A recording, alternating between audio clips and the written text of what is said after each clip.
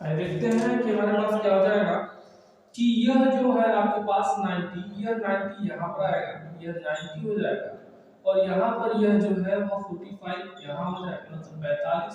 तो 45 गुना आप जानते हैं यहाँ पर कि अगर 90 यहाँ पर रखें तो यह 2 बार में जाएगा और यह 90 हो जाएगा। तो 45 गुना कितना हो जाएगा 90, और यहाँ पर कुछ नहीं बचा तो 0।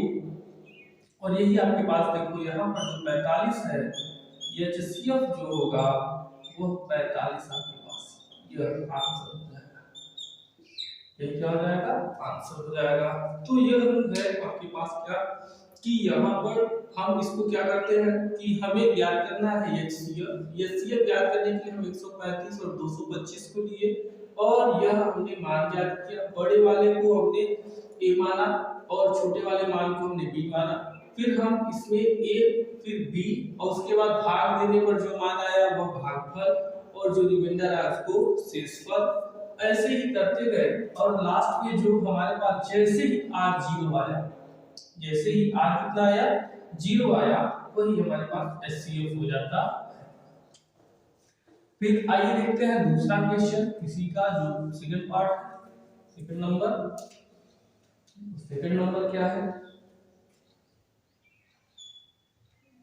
यह पहले क्वेश्चन का फर्स्ट नंबर था, यह क्या है सेकंड नंबर। 196 और 196 और 38220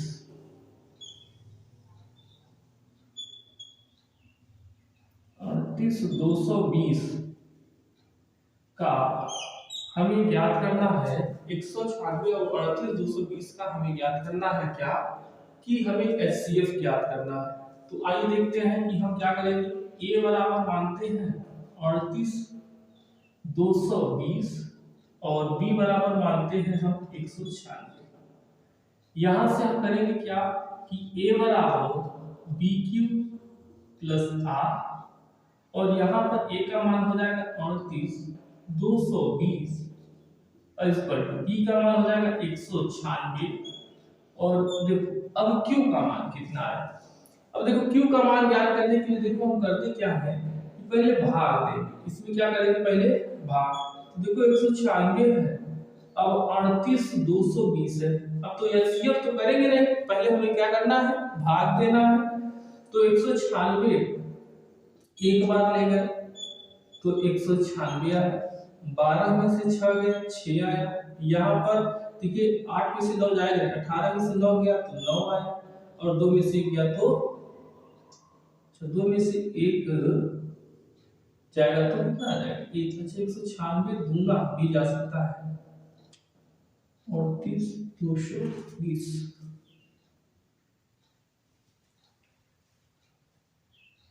12 में से अच्छा 17 हो जाएगा। एक हासिल दे दिया ना, 17 में से 9 गया तो 8 होगा। कितना होगा यहाँ पर 8 होगा। तो यह आपके पास हो गया इतना। फिर आगे अगर हम देखते हैं तो देखो 186 है तो हम यहाँ से 2 को यहाँ पर ले आते हैं। अब देखिए 9 बार में जाएगा ये, तो 9 छंग 54 और फिर 9 9 81, 81 और 5 81 और 5 हो जाएगा कितना 86 और 88, 9 का 9 8 17। अब यहाँ से देखिए यह आपके पास 12 में से 4 गया 8, फिर आएगा 15 में से 6 गया 9 और 7 में से 7 गया 0 और यहाँ पर यह भी 0।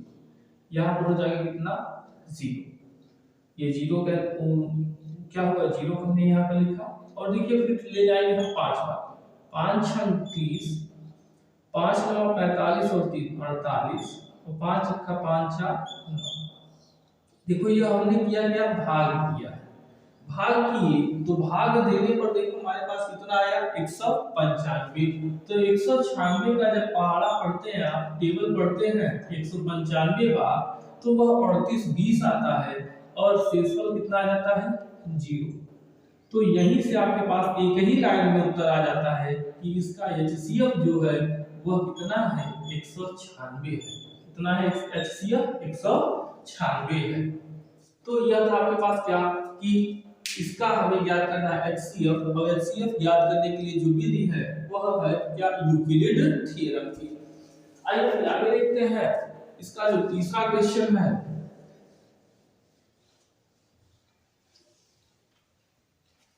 तीसरा है 867 और 255 है।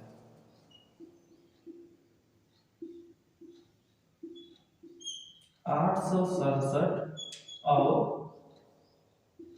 255 है। ठीक है, तो 867 और 255 है, तो हम यहां से करते क्या है कि a इक्वल टू हमारे पास है 867 और b इक्वल टू है हमारे पास 255। यह हो गया। अगर हम इसको आगे देखते हैं तो देखो a का मान हमारे पास इतना है, b का मान इतना है। आप यहां से करते क्या है, a बराबर bq और प्लस कितना r। अब a का मान है 867 और b का मान कितना है 255। हम यहां से करेंगे क्या, भाग देते हैं। 867 है, फिर आ जाएगा कितना 255।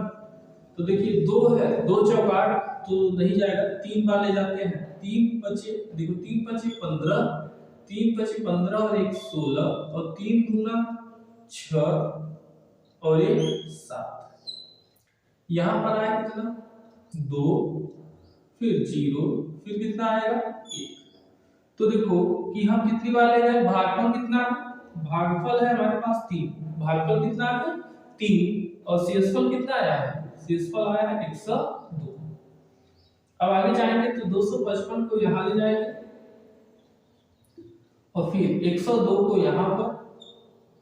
अब हम यहां से फिर भाग करते हैं तो देखिए 255 है 102, 2 2 दूनी 4, फिर यहाँ पर 0 और 2 1 का 2, तो 204 आ गया। 5 में से 4 गए 1 और 5 में से 0 गए तो 5, यहाँ पर कैंसिल आ। तो देखो 102 दूना कितना आ गया, फिर यहाँ पर बचा कितना है 51, कितना बचा है 51।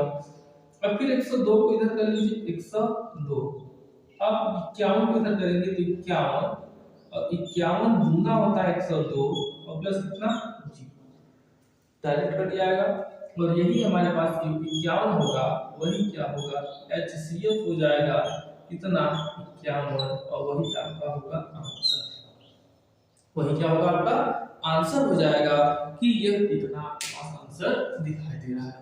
तो यह था आपके पास क्या HCF ज्ञात करना, और HCF किस प्रकार से हमें ज्ञात करना है उस विधि को हमने देखा। और अब हम लोग बढ़ते हैं अपने दूसरे क्वेश्चन की ओर।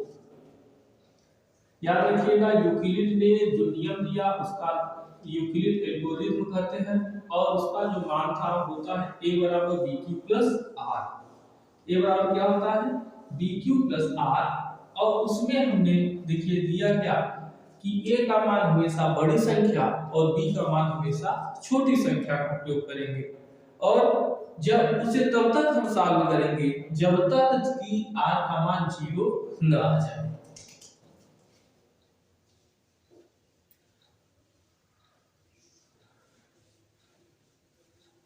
ये वीडियो को भी लाइक नहीं किए हैं तो लाइक कर दीजिए, ज्यादा से ज्यादा लोगों तक शेयर कर दीजिए, और सब्सक्राइब नहीं किए हो तो सब्सक्राइब कर दीजिए चैनल को।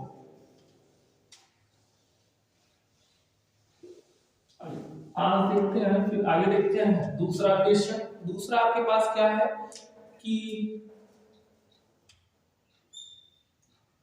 दर्शाइए कि कोई भी धनात्मक विषम पूर्णांक 6q प्लस 1, 6q प्लस 3 और 6q प्लस 5 के रूप का होता है जहां q कोई पूर्णांक है। देखिए दिया गया है, क्या दिया गया है, दिया गया है, क्या दिया गया है, धनात्मक विषम पूर्णांक, धनात्मक विषम पूर्णांक, धनात्मक विषम पूर्णांक हमें दिया गया है। और क्या क्या है उसको देखते हैं कि है 6q प्लस 1, 6q प्लस 3 और फिर है 6Q और प्लस है 5 ना। हमें ज्ञात करना है कि दर्शाइए कि कोई भी धनात्मक विषम पूर्णांक के रूप का होता है जहां Q क्या है, पूर्णांक हो। तो देखिए यह दिया गया है, तो यहां से विषम पूर्णांक की तुलना इससे करेंगे, यूक्लिड प्रमेय से करने पर, या यूक्लिड एल्गोरिथम से करने पर, प्रमेय से करने पर। अब यूक्लिड प्रमेय से करते हैं तो हमारे पास हो जाता है, देखो a बराबर b। देखो जब यहाँ पर क्वेश्चन में q दिया रहे तो एनसीईआरटी यहाँ पर m को मानते हैं, bq bm प्लस कितना हो जाएगा r। अब यह समीकरण नंबर 1। अब तुलना करते हैं तो देखो b का मान कितना आ जाएगा, b आ गया 6। m का मान देखो कितना है q, तो यहाँ हम लिख सकते हैं कि q का मान जो है वो m है, जहां m भी क्या है, धनात्मक विषम पूर्णांक, जहां m क्या है, धनात्मक विषम पूर्णांक है, जहां m धनात्मक विषम पूर्णांक है। और r कितना है, 1 है, 3 है और कितना है, 5 है। तो इसी प्रकार धनात्मक विषम पूर्णांक क्या हो जाएगा, धनात्मक विषम पूर्णांक क्या हो जाएंगे, धनात्मक विषम जो पूर्णांक होंगे वो हो जाएंगे क्या, bm प्लस r। तो b का मान कितना है 6 और q का मान कितना है m और प्लस r का मान कितना है, पहले 1 हो गया। फिर दोबारा कितना हो जाएगा, b का मान 6 और q का मान m और फिर r का मान 3 और उसके बाद तथा फिर अगला क्या है 6m प्लस कितना है 5 और यही हमारा क्या हो जाएगा कि यह था हमें इधर सारा कि यह किस प्रकार से इसके फार्मूले को, मतलब यूक्लिड विभाजन प्रमेय को हम कैसे दर्शाए कि यह जो आपके पास मान होता है धनात्मक विषम पूर्णांक है। तीसरा देखिए है कि किसी परेड में 616 सदस्यों वाली एक सेना की टुकड़ी को 32 सदस्यों वाली किसी बैंड के पीछे मार्च करना है। जैसे 616 सदस्यों वाली सेना की टुकड़ी है और उसे 32 मतलब 32 की श्रेणी में उसे मार्च करना है, तो दोनों समूहों के समान संख्या वाले स्तंभों में मार्च करने की अधिकतम स्तंभों की अधिकतम संख्या क्या होगी जिससे वह मार्च कर सकते हैं। तो देखिए हम यहाँ पर देख सकते हैं कि देखिए अधिकतम संख्या कितनी है, ये दिया क्या गया है, परेड में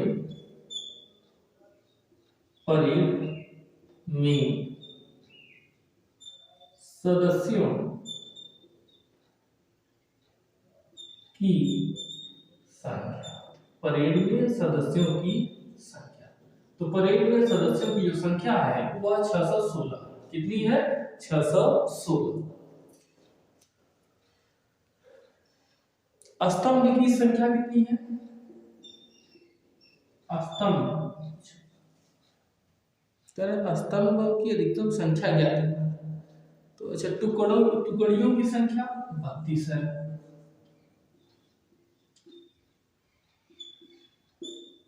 टुकड़ियों की संख्या कितनी है 32 है।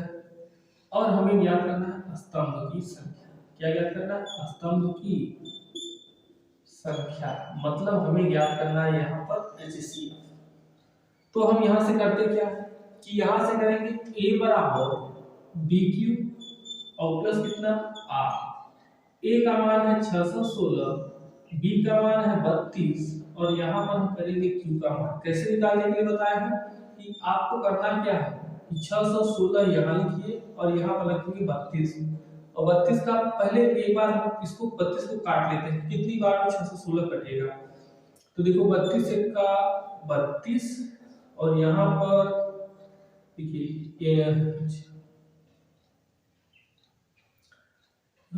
एक इधर हासिल गया तो हो गया 11, 11 में से 2 गए तो 9 और 5 में से 3 जाएगा तो 2 और 6 आ गया।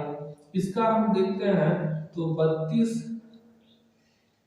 9 9 दूनी 18 9 3 27 और 28 तो 9 बार में गया तो हो गया कितना 288।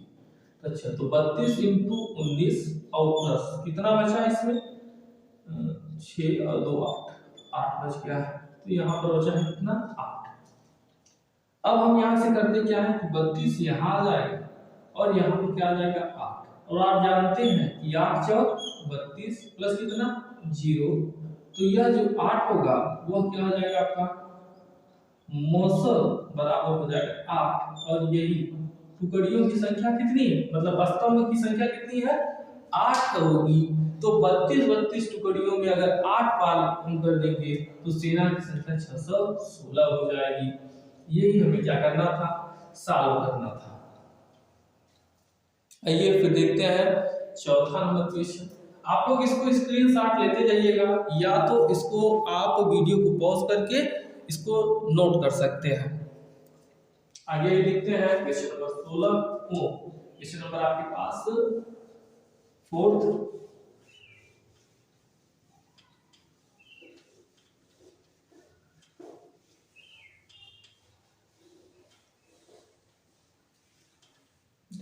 क्वेश्चन नंबर 4th क्या है कि यूक्लिड विभाजन प्रमेयिका का प्रयोग करके दर्शाइए कि धनात्मक पूर्णांक का वर्ग किसी पूर्णांक m के लिए 3m या 3m+1 के रूप का होता है।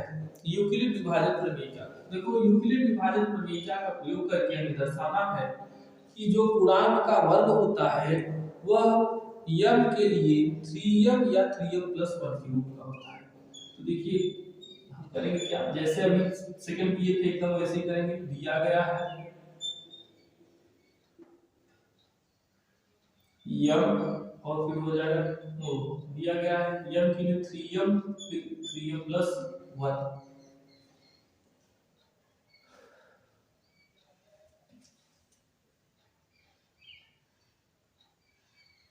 दिया गया है धनात्मक पूर्णांक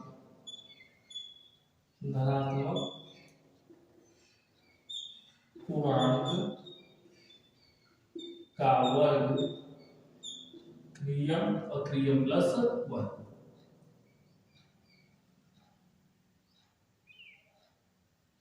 यूक्लिड विभाजन प्रमेयिका से यूक्लिड विभाजन प्रमेयिका से क्या हो जाएगा। यूक्लिड विभाजन प्रमेयिका होता है a बराबर bq+r। अब देखो यह दिया है ना तो क्या मानेंगे q मानेंगे। यूक्लिड विभाजन प्रमेयिका से यह है से तुलना करने पर अच्छा ये अब हमारे पास तुलना करते हैं यूक्लिड विभाजन प्रमेयिका से तो क्या हो जाएगा b हो जाएगा 3 और q हो जाएगा या हम कह सकते हैं कि m के बराबर हो जाएगा कितना q जहां q धनात्मक विषम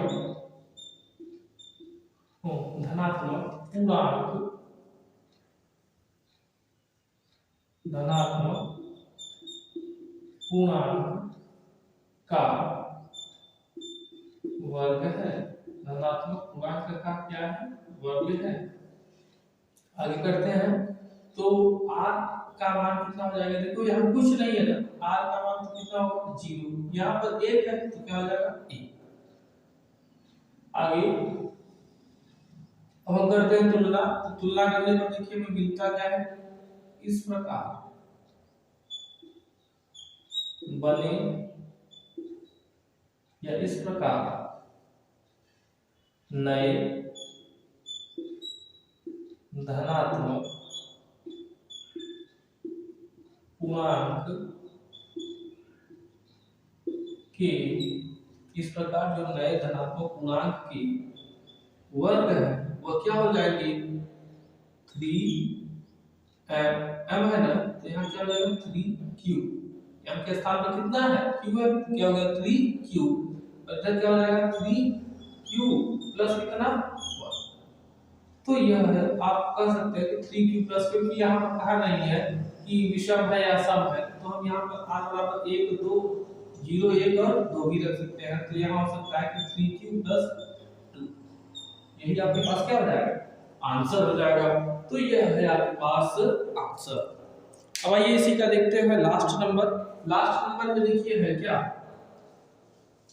हमें देखना है कि जो मान है वह कितना है। तो देखिए वर्ग घन कुछ देने से इसमें कोई फर्क नहीं पड़ता।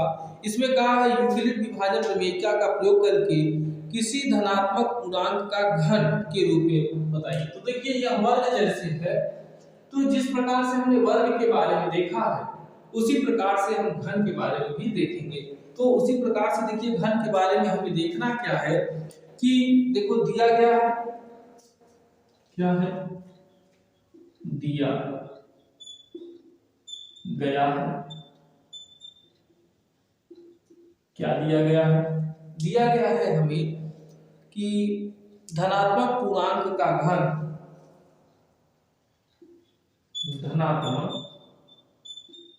पूर्णांक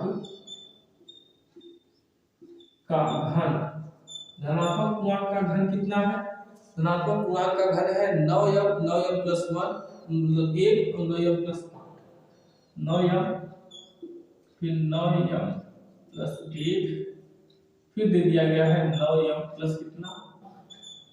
अब देखो हमारे पास यहाँ पर ये देखिए यह नहीं कहा है कि धनात्मक पूर्णांक 1 2 3 या इसमें सभी चीजें होंगी। तो 9m प्लस 1 है, 9m प्लस 8 है, इसके बीच की भी सभी संख्याएं होंगी। तब धनात्मक पूर्णांक, धनात्मक पूर्णांक के घन की तुलना यूक्लिड विभाजन, यूक्लिड विभाजन प्रमेय से करने पर, अब करते हैं तो हमारे पास देखो क्या हो जाएगा, b बराबर जो मान है वह 9 हो जाएगा, और q बराबर या m बराबर जो मान है क्या करेंगे, m बराबर जो मान है वो क्या हो जाएगा q हो जाएगा, जहां q धनात्मक पूर्णांक, धनात्मक पूर्णांक का घन है, जहां q जो है धनात्मक पूर्णांक का वह क्या है कि घन है। आगे अगर हम देखते हैं तो यहाँ पर हम करते क्या है कि r का मान जो होगा वह देखिए 0 से 0 1 2 3 4 5 6 7 और, क्योंकि यहाँ पर कहा नहीं है घन जो है वह सम हो अथवा विषम, तो इसलिए हम सभी संख्याओं को लेंगे। अब इस प्रकार नए धनात्मक पूर्णांक के घन जो होंगे वह क्या हो जाएंगे कि 9 q, 9 फिर क्या हो जाएगा q, फिर 9 q प्लस कितना r का मान 1, फिर हो जाएगा 9 q प्लस कितना 2, फिर हो जाएगा 9 q प्लस कितना 3, फिर हो जाएगा कितना 9 q प्लस कितना 4, फिर क्या हो जाएगा 9 q प्लस कितना 5, फिर 9 q प्लस कितना 6, 9 क्यूब प्लस कितना 7, फिर 9 क्यूब प्लस कितना लास्ट हो जाएगा आपके पास, और 9 क्यूब प्लस, हाँ यही क्या हो जाएगा आपका, यही हमारे पास आंसर है। बस हमें यही क्वेश्चंस को सिद्ध करना था या सॉल्व करना था। अब देखिए यह था आपके पास एक्सरसाइज 1.1। यदि वीडियो आपको पसंद आ रहा हो तो वीडियो को ज्यादा से ज्यादा लाइक करें, शेयर करें, और जितना ज्यादा शेयर कर सकते हैं उतने ही ज्यादा आपके पास इन वीडियो की संख्या जल्दी से जल्दी आपके पास प्रोवाइड करती जा रही है। ठीक है, तो यदि वीडियो आपको पसंद आया हो तो वीडियो को लाइक करें, शेयर करें, और सब्सक्राइब नहीं किए हो तो सब्सक्राइब करना। Thank you so much.